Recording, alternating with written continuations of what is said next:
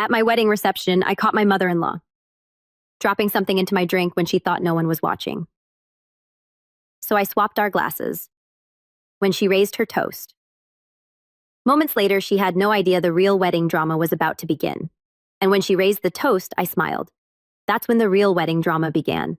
The mirror behind the bar caught it all. I was adjusting my tie, trying to calm my nerves before the toasts, when I saw her reflection. My brand new mother-in-law, Linda Henderson, in her perfectly tailored cream dress, standing at the bar with her champagne flute. Nothing unusual about that except for the small glass vial she pulled from her clutch. She glanced around once, twice. Then her manicured fingers tilted the vial over my glass. The one with the little gold card that said groom in Sarah's careful handwriting. Clear liquid, 3 drops, maybe 4. Gone in 2 seconds. She slipped the vial back into her clutch, grabbed her own glass, and walked away smiling, waving at Aunt Carol, laughing at something my Uncle Pete said like she hadn't just committed a felony at her daughter's wedding reception. My heart was hammering so hard I could hear it over the string quartet. I'd known Linda Henderson for exactly 2 years, 3 months, and 16 days. Sarah and I met at a marketing conference in Denver, one of those soulless hotel ballrooms where everyone pretends to care about synergistic brand optimization.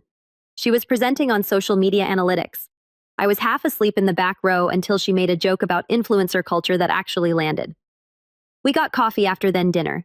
Then I drove 6 hours every weekend for 4 months just to see her. Her mother seemed fine at first, polite, a little formal. She taught high school English for 30 years before retiring. And she had that teacher energy, the kind that makes you sit up straighter and check your grammar. Her father, Robert, was a dentist. Quiet guy. Collected model trains in the basement. Normal people, normal family until 6 months ago when I proposed. Sarah said yes immediately, cried, called her parents from the restaurant parking lot. I heard Linda's voice through the phone speaker. Cold, clipped. Well, that's sudden. Sarah's smile faltered. Mom, we've been together almost 2 years. I just think you should take time to really think about this. I have thought about it, sweetheart. You barely know him. I watched Sarah's face change. That look people get when someone they love says something that lands wrong. I know him better than you do, apparently. The call ended 30 seconds later. The next few months were a slow-motion disaster. Linda fought us on everything. The venue, the date, the guest list. June weddings are so common, she said at our first planning dinner. We like June, Sarah replied. And the Riverside Inn, it's so rustic. We think it's charming. Well, Linda smiled. The kind of smile that doesn't reach the eyes. It's your wedding. But it wasn't just criticism. It was sabotage. She accidentally sent the invitations to the printer with the wrong date. Told Sarah's bridesmaids the dress fittings were canceled, called the caterer and tried to change the menu to fish even though Sarah's allergic to shellfish. Every time she played innocent. Oh my goodness, I must have misheard with that teacher voice that I'm disappointed in you voice. 3 weeks before the wedding, Sarah and I were picking up her dress when she got a call. Just think about what you're doing, Linda said. I could hear her through the phone. It's not too late to postpone. Mom, we're not postponing. I'm just saying marriage is hard and you're so young. I'm 28, exactly. You have your whole life ahead of you. Why rush into? Sarah hung up. Her hands were shaking. She thinks you're not good enough, she said quietly. I know. She actually said that last week. She said, he's not from our kind of family. My parents are both nurses. We lived in a 3-bedroom ranch. I went to state school on partial scholarship. The Hendersons had money. Not rich, but country club memberships and European vacations at a lake house in Wisconsin. She'll get over it, I said. Sarah looked at me. What if she doesn't? She didn't. The morning of the wedding, Linda showed up at the venue early. I was in the groom's suite with my best man Marcus when I heard her voice in the hallway. I need to speak with the event coordinator. Ma'am, we're just setting up. I'm the mother of the bride. This is important. I cracked the door. Linda was standing there in her robe and curlers clutching a binder. The seating chart is wrong, she said. My sister needs to be at table 4, not table 7.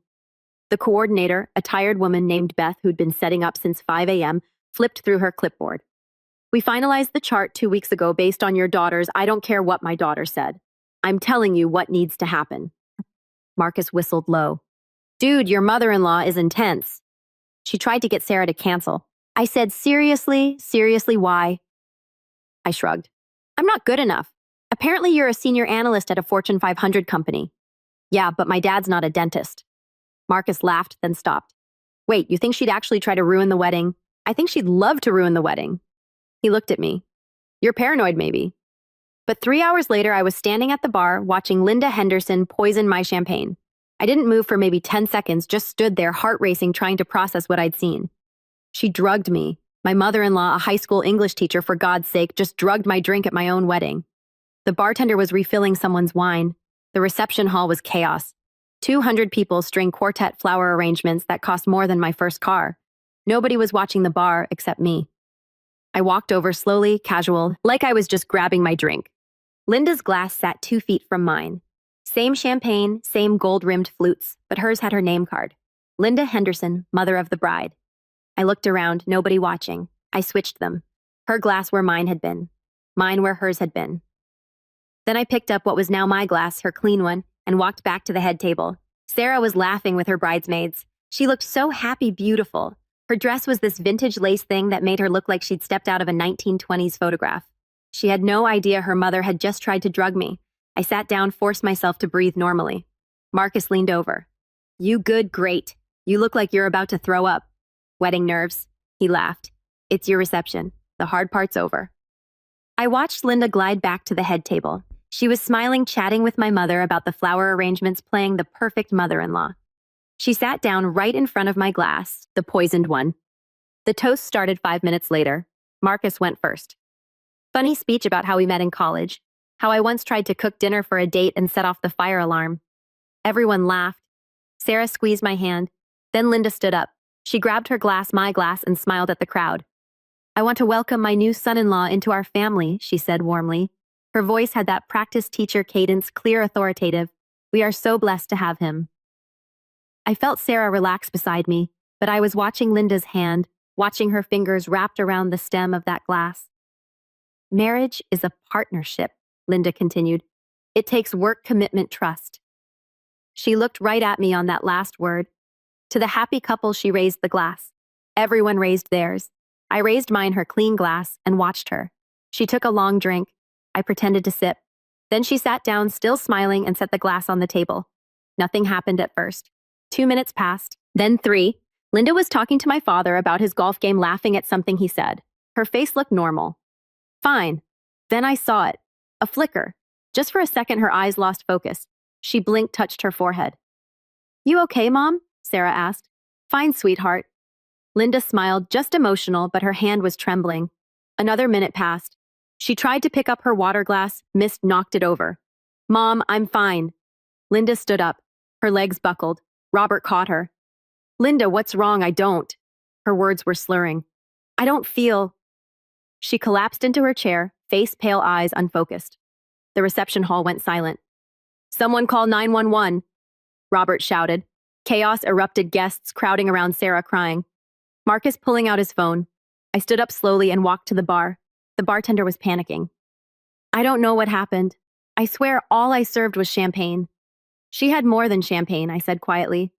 I pulled out my phone and took a photo of both glasses, the placement, the name cards. Then I walked back to Linda's purse, sitting on her chair, and opened it. Sarah was kneeling next to her mother. "Mom, can you hear me?" Linda's eyes rolled back. I found the vial in the side pocket of the clutch. Small glass, still had maybe a drop of liquid in the bottom. I slipped it into my pocket. The paramedics arrived in 4 minutes. Detective-level response time. The Riverside Inn was only 2 miles from the hospital. They loaded Linda onto a stretcher while Robert held her hand. She was barely conscious, mumbling incoherently. "What did she ingest?" one of the paramedics asked. I pulled out the vial. "Whatever this is, I think she put it in my drink, then accidentally drank it herself." The paramedic's eyes went wide. "You think I watched her do it? Then I switched our glasses." Sarah spun around. "What, your mother tried to drug me? That's insane. I saw her at the bar. She pulled this out of her purse and poured it into my champagne. Why would she? Because she didn't want you to marry me." The paramedic was examining the vial. "This is a benzodiazepine, Mazalum maybe. Strong sedative. This amount could cause respiratory depression." Respiratory depression. My hands were shaking. She'd tried to make me stop breathing. The police showed up 8 minutes later. Officer James Cardona, badge number 447, took my statement while Robert rode with Linda in the ambulance. "Walk me through exactly what you saw," he said. I told him. "The mirror, the vial, the switch. And you still have the vial. I handed it over in a napkin. I didn't touch it directly. Thought you might want prints." He looked at me. Really looked. You work in forensics corporate analytics, but I watch a lot of procedural dramas. He almost smiled, then put the vial in an evidence bag. Did anyone else witness this? The bartender can confirm. I switched the glasses and there might be security footage. The venue has cameras at the bar. We'll check. He flipped his notebook closed. I need you to come to the station tomorrow for a formal statement. Am I under arrest? No. But if your mother-in-law dies, this becomes a homicide investigation. My stomach dropped. Sarah grabbed my arm. She's not going to die. Ma'am, we don't know what she ingested yet. The hospital will run a talk screen. He looked at me. Don't leave town. Then he was gone. The reception was over. 200 guests filed out in stunned silence. The string quartet packed up. The caterers cleared untouched cake. Sarah and I sat alone at the head table. She tried to kill you. Sarah said, sedate me. Maybe. I don't think she wanted me dead. What was the plan? You pass out at our wedding in front of everyone? Maybe she thought I'd just seem drunk, embarrass myself, embarrass you, give you a reason to leave. Sarah's hands were shaking. I can't believe she stopped. Actually, I can. She told me last week that marrying you was the biggest mistake of my life. You didn't mention that because I thought she'd get over it. Tears were streaming down her face. I thought after the wedding she'd see how happy we are and just accept it. She tried to drug me instead. I know. We sat there in silence. Marcus came over. Cops are checking the security footage now. Beth, the coordinator, said there's a camera aimed right at the bar. Good. Also, the hospital called Linda's stable. They pumped her stomach. She's going to be okay. I felt a wave of relief I didn't expect. I didn't want her dead. I just wanted her away from us. We went to the hospital anyway. Robert was in the waiting room. He looked like he'd aged 10 years in the last hour. She's awake, he said, asking for Sarah. We followed him to Linda's room. She was propped up in bed, pale and shaky, with an IV in her arm. When she saw me, her face hardened. What is he doing here, Mom? He saved your life, Sarah said. Saved my... Linda laughed. It sounded bitter. He poisoned me. You poisoned yourself, I said calmly. You put something in my drink. I switched our glasses. That's absurd. We have security footage. Her face went white. The police are reviewing it right now. I continued. You're on camera at the bar with the vial. Robert stepped forward. Linda, tell me this isn't true. She didn't answer. Linda, I was trying to help Sarah, she said finally. Her voice was quiet. Teacher voice, disappointed. She was making a mistake by drugging him. I wasn't going to hurt him, just make him sick, embarrass him, show Sarah who he really was, who I really am. I felt anger rising.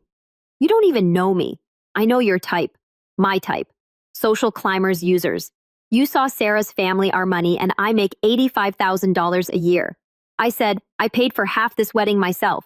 I don't need your money. Then why? Because I love your daughter. Linda laughed. Love your 26, 28. You have no idea what marriage takes, what happens when the romance fades and you're left with work, so you tried to poison me. I tried to save my daughter from a mistake. Sarah was crying. You don't get to decide that. I decide who I marry. I decided him. Sweetheart, don't. Sarah's voice cracked. Don't call me that. Not after this. Officer Cardona appeared in the doorway. Mrs. Henderson. Linda looked at him. You're under arrest for attempted assault with a controlled substance. The security footage was clear as day. I watched it at the police station the next morning. My wedding day +1. Marcus came with me for moral support. There was Linda at the bar, 2:47 p.m. Timestamp in the corner. She looked around twice, then she pulled the vial from her clutch. 3 drops into my glass. The bartender wasn't looking. Neither was anyone else. She slipped the vial back, grabbed her glass, and walked away. 2 minutes later, I appeared in frame, switched the glasses, walked away. Open and shut, Officer Cardona said. DA's filing charges this afternoon. What's the charge? Attempted assault with intent to cause bodily harm.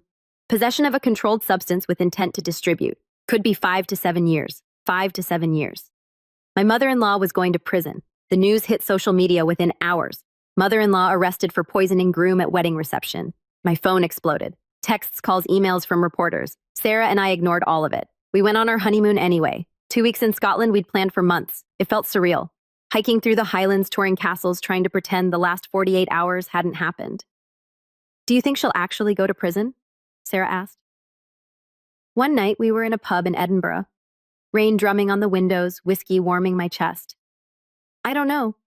Part of me hopes she doesn't. Yeah, she's my mom. Sarah's voice broke. Even after everything, she's still my mom. I took her hand. I know, but another part of me, she stopped. Another part of me hopes they lock her up forever. Linda took a plea deal 3 months later. Her lawyer argued diminished capacity claimed she'd been on antidepressants that affected her judgment.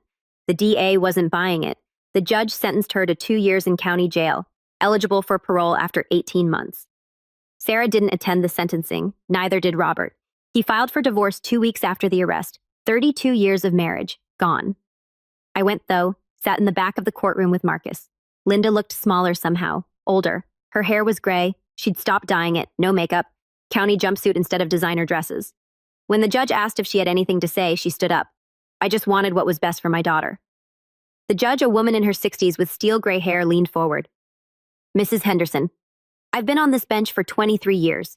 I've seen a lot of parents claim they were protecting their children while actually destroying them. She paused. What you did wasn't protection. It was control, and it was criminal. I know. Do you? Because your daughter is here today. She submitted a victim impact statement. Would you like to know what it says? Linda didn't answer. The judge read it anyway. My mother taught me about grammar and literature and how to write thank you notes. She taught me to work hard and value education. But she also taught me that love is conditional, that her approval matters more than my happiness, that I'm not capable of making my own choices. I'm not here today because I don't know what's too painful.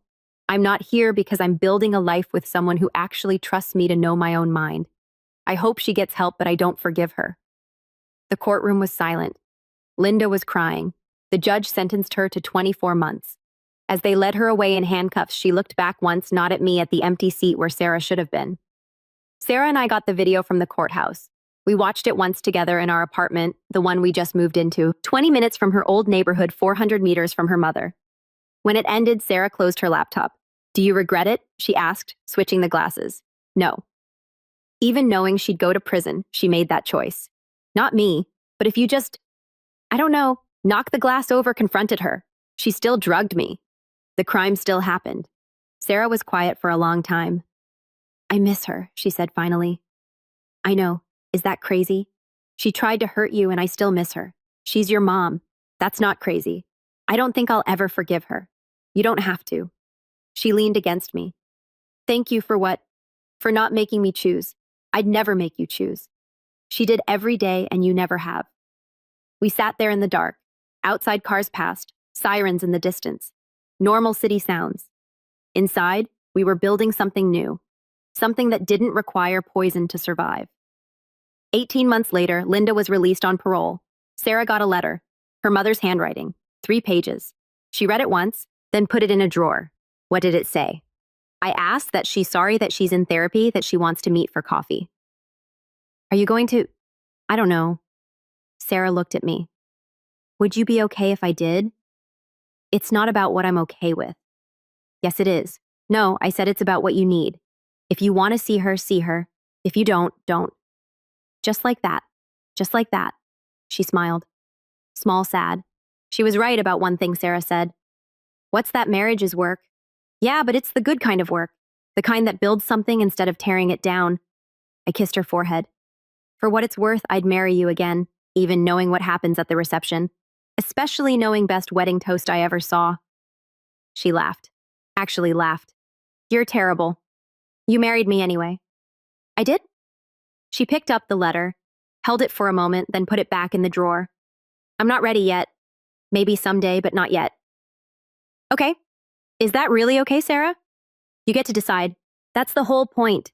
She kissed me long and soft. Outside, the sun was setting, gold light through the windows.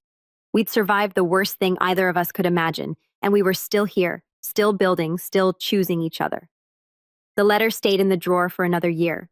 By the time Sarah was ready to read it again, we had a daughter and Linda had a choice to make too. Be the grandmother we needed or stay gone. But that's a different story.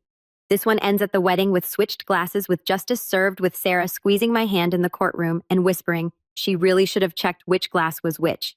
And me smiling because sometimes the best revenge isn't elaborate. Sometimes it's just letting someone drink their own poison.